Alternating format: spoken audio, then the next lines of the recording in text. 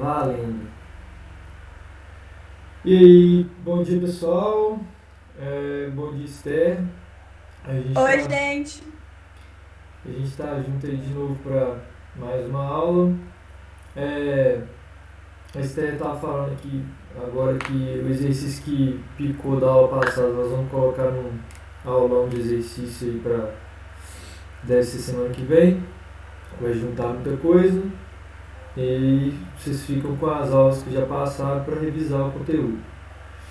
Hoje É, nós vamos falar um pouquinho de lei de Newton, que eu acho que é um assunto que vocês gostam. Não sei, sei lá, eu gostava. E aí, o que vai ser mais ou menos a aula de hoje? Nós vamos definir o conceito de força, porque ele casa diretamente com as leis de Newton. Aí nós vamos, a partir do momento que a gente souber o que é força, a gente vai falar um pouquinho dos tipos de força que a gente pode encontrar nos exercícios e tal, um pouquinho da vida cotidiana nossa. Aí sim, a gente introduz é, as leis de Newton, os conceitos formulados pelo Newton para resolução de problemas da vida cotidiana das pessoas. E aí a gente fecha com o exercício como sempre.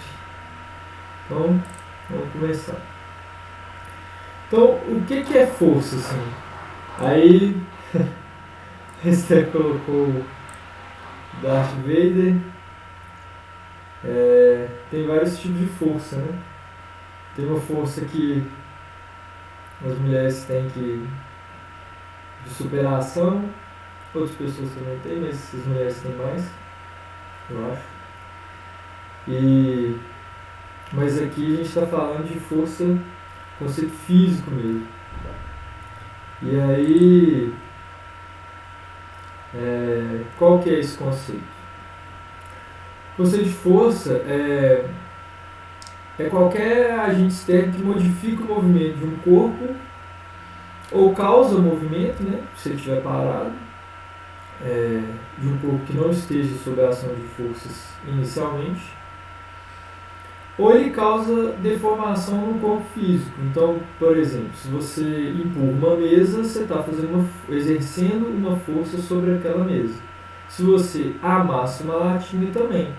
Então, o primeiro exemplo da mesa é modificar ou iniciar o movimento de um corpo livre, e causar deformação é quando você amassa uma latinha, por exemplo. Em ambos os casos, você está exercendo uma força sobre esses corpos.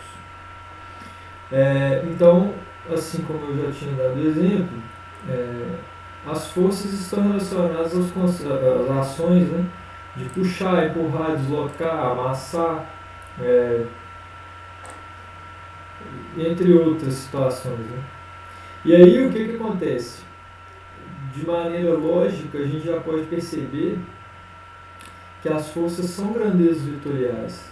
Por quê? Porque você puxa para um lado, você empurra para numa direção, você desloca para uma direção. Então, a gente pode concluir que as forças são grandezas vetoriais. Então, lembrando, os vetores dependem do módulo, nossa, beleza, da direção, nossa, e do sentido. Então, o módulo da força é medido em newtons. Nós vamos ver mais para frente um pouquinho o que exatamente significa essa unidade de newtons.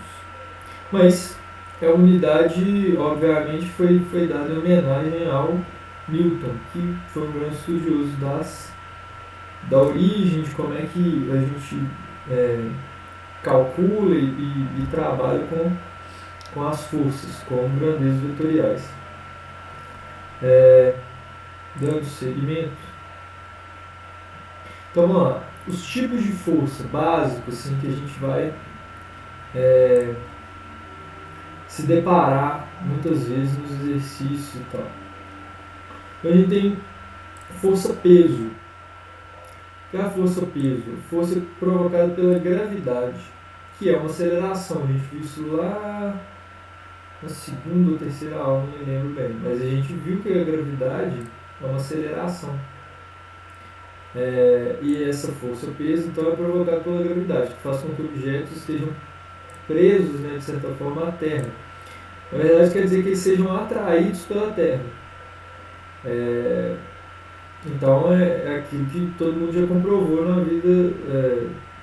vida, né? Que se você lança um objeto para cima, ele vai retornar, né? A não ser que você lance com muita velocidade, mas aí é outra coisa. Qual que é a direção e sentido da força-peso? É sempre para baixo, direcionando para o centro da Terra. Então, terraplanistas não passarão. E o módulo da força-peso? O módulo da força-peso é a massa do corpo que você está estudando, seu ou de um objeto qualquer, multiplicado pela aceleração da gravidade. E aqui a gente já começa a entender um pouquinho, possibilitando a gente generalizar mais para frente, como se calcula qualquer força. Então a gente tem o valor da força, que nesse caso é o peso, ele vai ser igual a multiplicação da massa por uma aceleração, que no caso do peso é a gravidade. E aqui a gente já pode perceber também o que é o Newton. O Newton é 1 quilograma multiplicado por 1 metro por segundo quadrado. Então toda vez que você tiver isso aqui é um Newton. Só que o que acontece? Por que é tão importante o lance da unidade que a gente vem comentando desde as primeiras aulas? Se você tiver uma massa que não tiver em quilogramas, ou se você tiver uma aceleração da gravidade que não tiver em metros por segundo ao quadrado, a multiplicação não vai resultar em newtons. Então, se for um exercício que carrega unidade, no final não vai dar newton.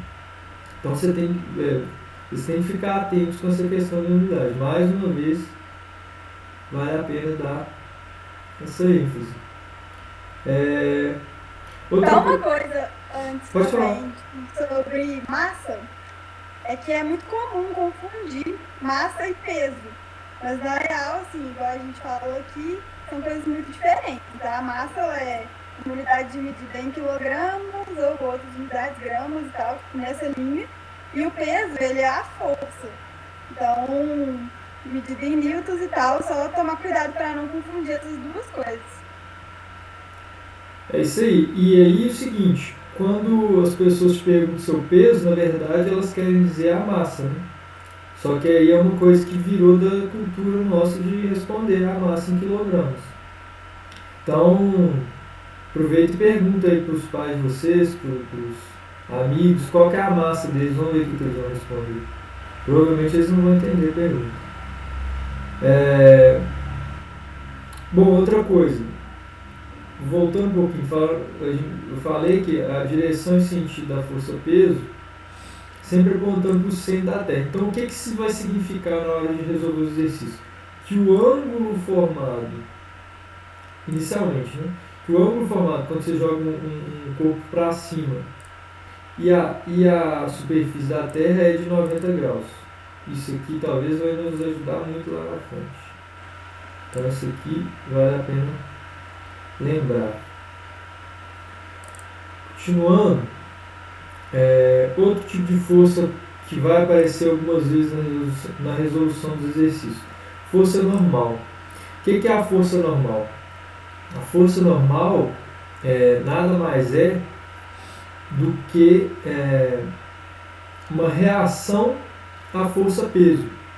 Nós vamos ver isso mais para frente um pouquinho, mas toda vez que você tiver uma força-peso, a força normal vai ser o par de reação dela. Então, a força-peso está para baixo, vai exercer uma força sobre o corpo no sentido no centro da Terra.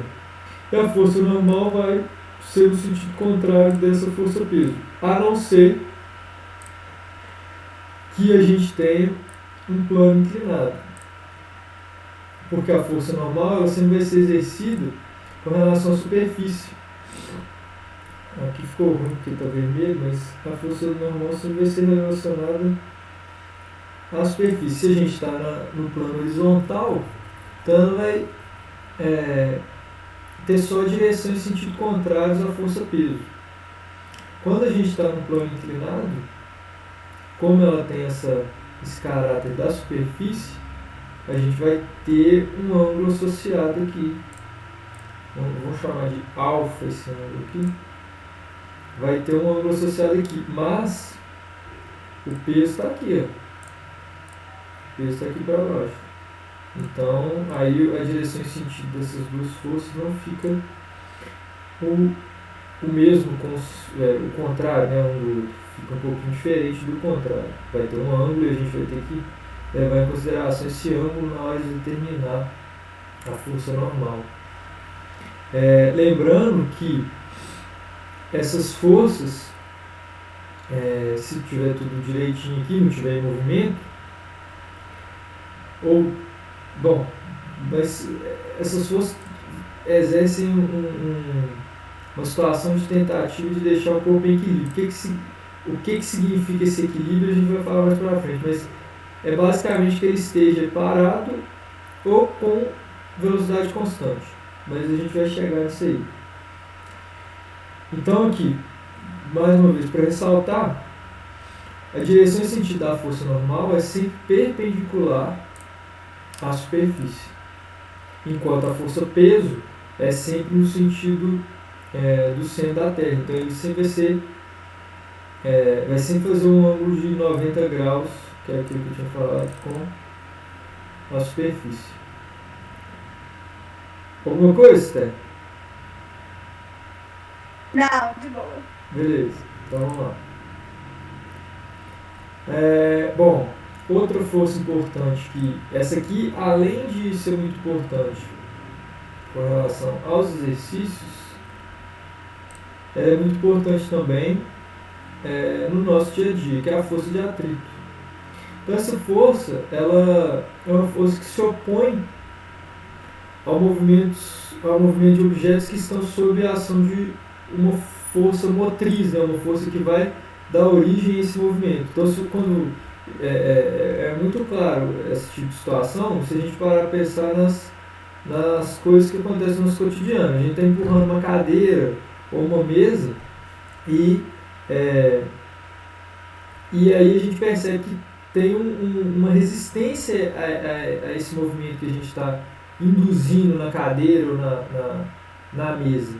O que é isso? Isso é a força de atrito. Tanto que se você, por exemplo, levantar a cadeira, aquela força que você sente contrária quando você está empurrando, ela some, porque não está em contato mais com nenhuma superfície tirando o seu corpo, né, que você está segurando o objeto. Então, e aí essa força de atrito, onde é que ela aparece, né? Ela aparece paralelamente à superfície de contato.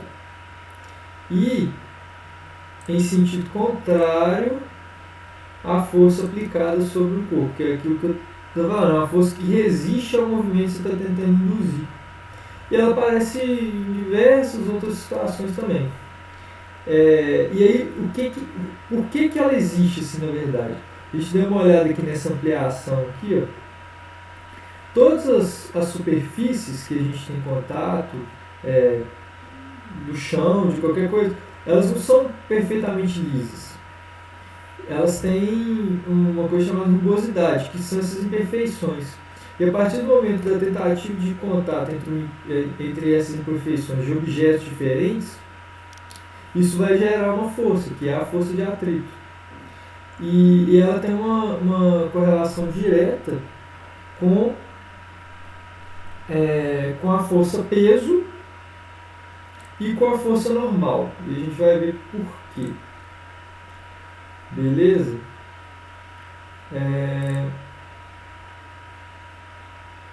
O que acontece? entrando um pouquinho mais em força de atrito, existem dois tipos.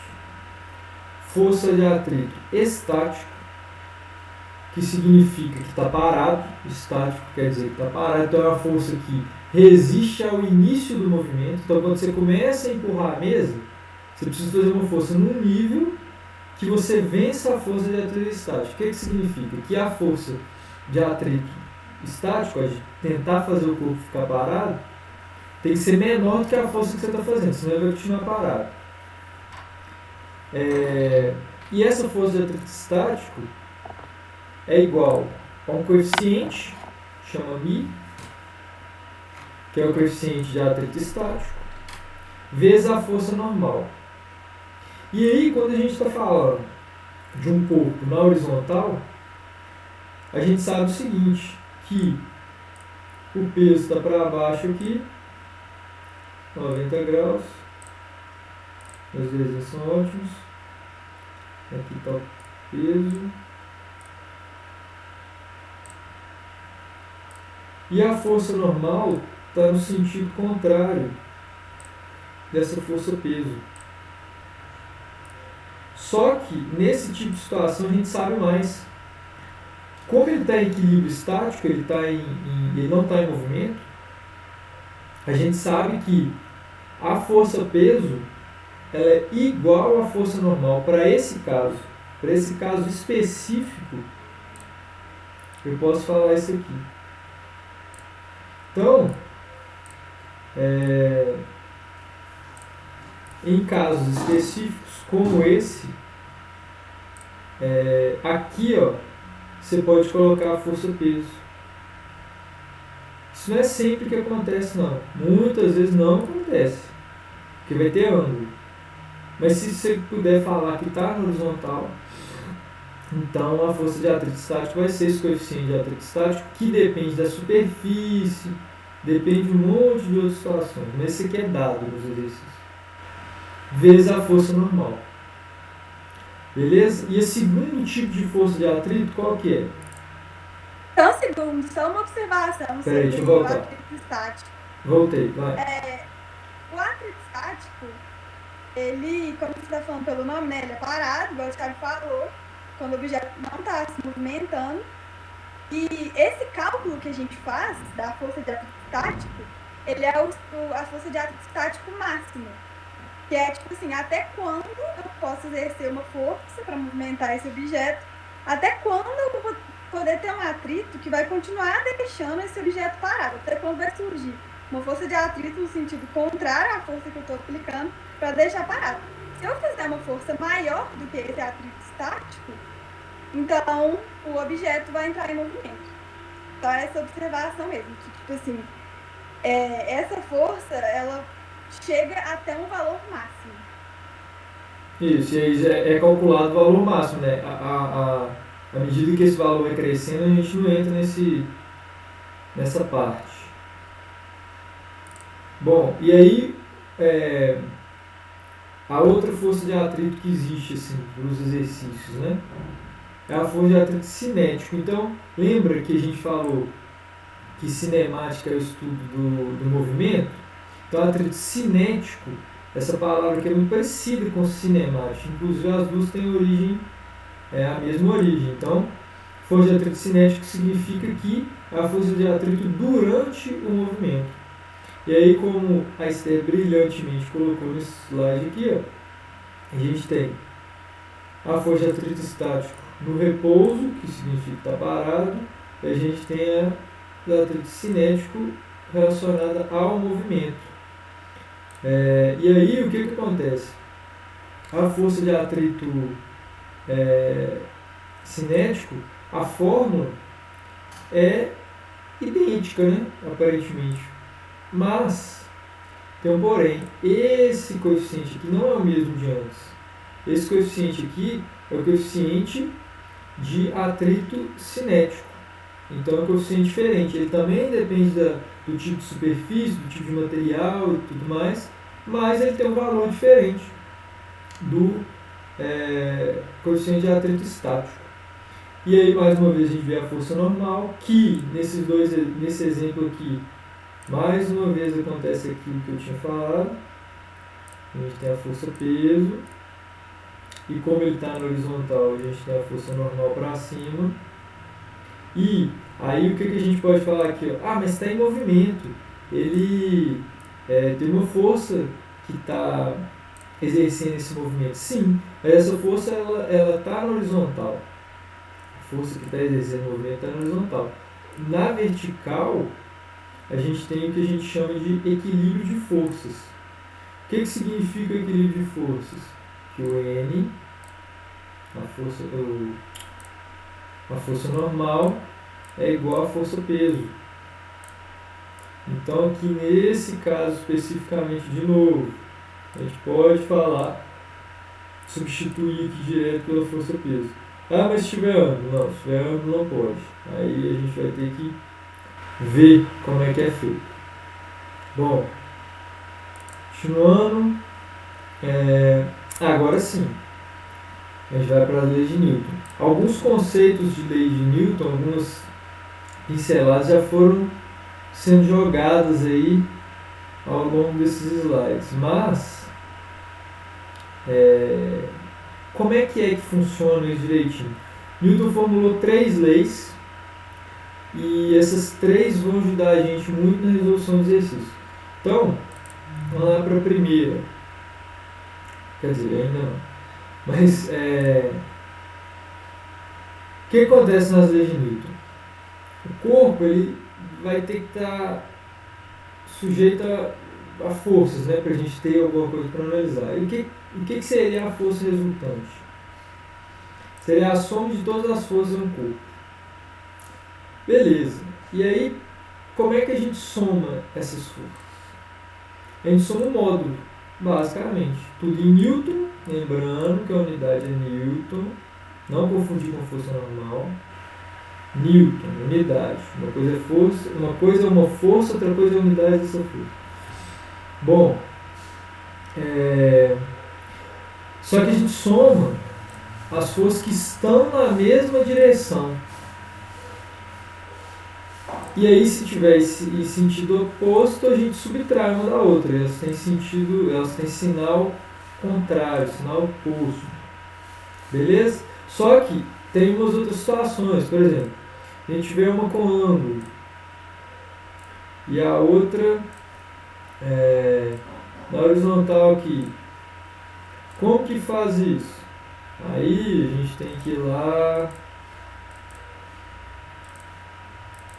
e fazer a componente horizontal dessa força e a componente vertical dessa força. Vai ter que decompor o vetor. Por isso que é muito importante vocês terem um conceito de vetor. Porque aqui é a hora que a gente começa a fazer conta com esses vetores propriamente dizendo. Porque antes estava tudo mais ou menos no mesmo sentido, na mesma direção, ou se mudava era 90 graus, e aí ficava mais fácil. Agora talvez não vai acontecer isso. Então, a força resultante do corpo é esse somatório, essa soma. Geralmente, qual que é a força resultante que está agindo sobre mim, que estou sentado aqui lendo e tal, conversando com vocês? É peso. Só que aí tem a normal. E aí qual que é a força resultante? Nenhuma. A força resultante é nula, porque uma anula a outra, não está no sentido contrário da outra, que a gente já comentou. E aí eu estou sob a ação de força nenhuma. É isso. Resultante, né? Se eu tivesse em movimento, não. Se eu tivesse em movimento, eu teria uma força resultante diferente de zero. E aí, só voltar uma coisa aqui, que nesse slide aqui ficou... Aqui, ó. É isso que eu estava falando nesse slide aqui anterior. A normal iguala com o peso, ele vence o atrito estático, e aí tem a força de atrito cinético, mas essa força de motriz, essa força que gera o movimento é maior. Então, a força resultante é essa força aqui, ó, que está gerando esse movimento. Espera aí que meu F está lindo. Aí. Então vamos lá. Então isso é o conceito de força resultante. Aí, vamos lá, agora sim. Primeira lei de Newton. Isso aí geralmente todo mundo... Primeira lei de Newton é inércia, beleza. Mas o que ela quer dizer mesmo, assim? Ela quer dizer que todo corpo está parado, aí sim, em estado de inércia,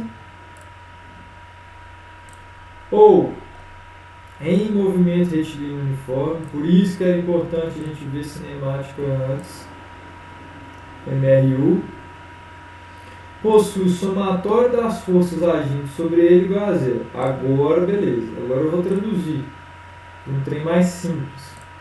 Significa que o corpo está parado, ou que está com velocidade constante, ele não tem força resultante. Ou seja, a força resultante é igual a zero. Então, repetindo, se estiver parado ou se estiver em movimento com velocidade constante, força resultante é igual a zero. Basicamente, é isso que as leis de Newton ajudam a gente para a resolução do exercício. É esse conceito que tem que estar claro para vocês. Com relação à segunda lei de Newton, aí sim, essa aqui é a que talvez a gente faça mais contas a partir dela, porque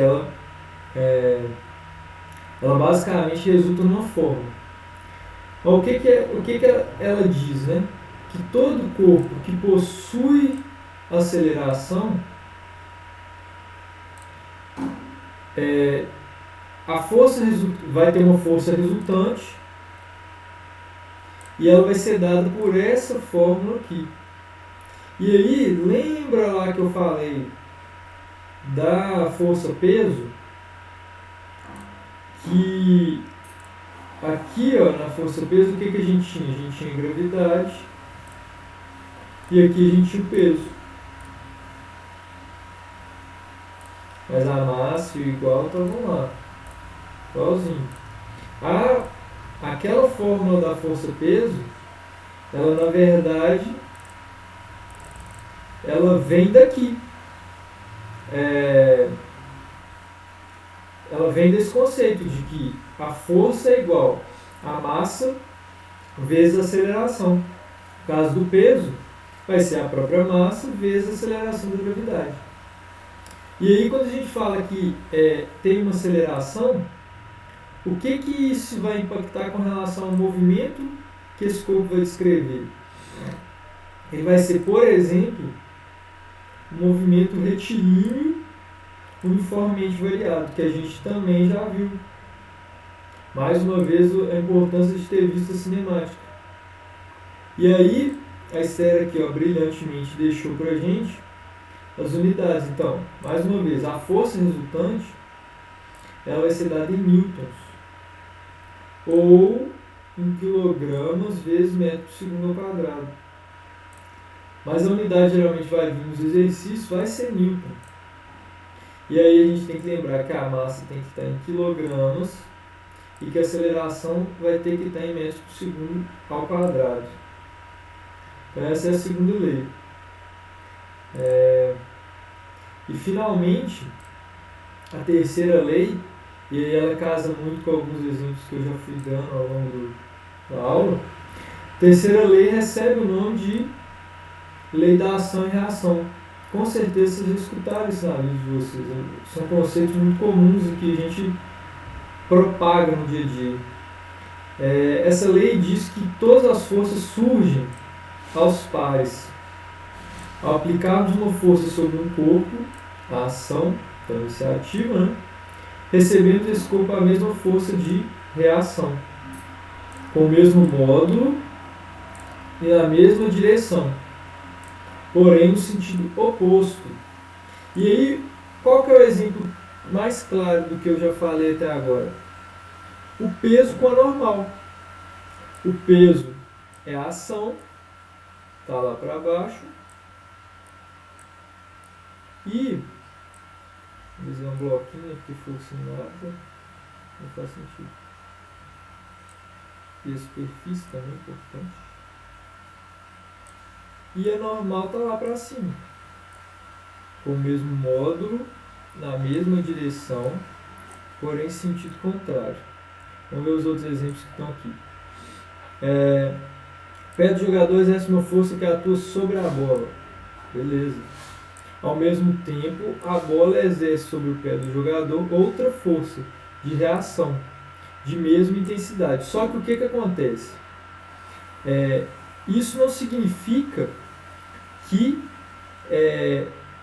a força que ele está exercendo não vai fazer a bola entrar em movimento. Porque lembra, o que ele precisa vencer, na verdade, é a força de atrito estático aqui. Essa força que a bola exerce sobre o pé dele é só aquele impacto que a gente sente quando toca na bola, né? Para quem joga futebol, para quem joga vôlei na mão, quando você ataca a bola, você sente aquele impacto da bola na sua mão, aquela resistência da bola na sua mão. Aquilo dali é a força de reação dela à força de ação que você está exercendo. Mesma coisa quando você joga sinuca, na hora que você dá a atacada, você sente uma resistência inicial ali. Aquilo ali é a força de atrito mais essa força de reação ali resistindo, de certa forma, à sua tentativa de movimento. E aí, beleza. Finalmente, vamos lá para a parte boa, que é o exercício. Então, vamos lá. Um corpo de massa igual a 2 kg move-se sobre um piso horizontal, isso aqui é importante, e sem atrito. Beleza, isso aqui vai nos ajudar também. Com velocidade inicial de 36 km por hora, quando submetido a uma força de 4 newtons durante um intervalo de tempo de 3 segundos sobre o movimento desse corpo. Determine a aceleração do corpo. Então, notem aqui pelo enunciado que lei de Newton e tratar de força por si só já reúne um monte de conhecimento prévio que a gente precisa. Então, aqui a gente está falando de velocidade já, a gente está falando de tempo, e aí sim, a gente está falando da massa, né, que a gente precisa de uma força, e a gente está falando da aceleração também. Então, os conceitos de cinemática que foram dados nas aulas anteriores entram com muita importância para a gente analisar as forças resultantes e fazer análise de força em qualquer exercício. E aí, vamos lá. O enunciado diz que a força de 4 newtons foi aplicada e que não há atrito. Logo, a força resultante é 4 newtons. Por quê? Porque não tem força de atrito. Se não há atrito, não tem força de atrito. Então, só para ficar... isso é uma aula, né? Força de atrito é igual a 0. Não tem. Beleza. Como a força resultante não é igual a 0, trata-se da segunda lei de Newton. Então a gente já tem uma fórmula que o Newton foi lá e fez para a gente para calcular essa aceleração. Beleza? E aí, então para achar a aceleração que foi pedida no exercício, a gente vai passar a massa dividindo para cá, né? Deixa eu só botar certinho para ficar mais claro. E aí vai ficar assim, a aceleração é igual a força dividido pela massa. E a gente tem o valor da força, que é 4 newtons, e tem o valor da massa, que é 2 kg, e aí sai com a aceleração em 2 metros por segundo ao quadrado.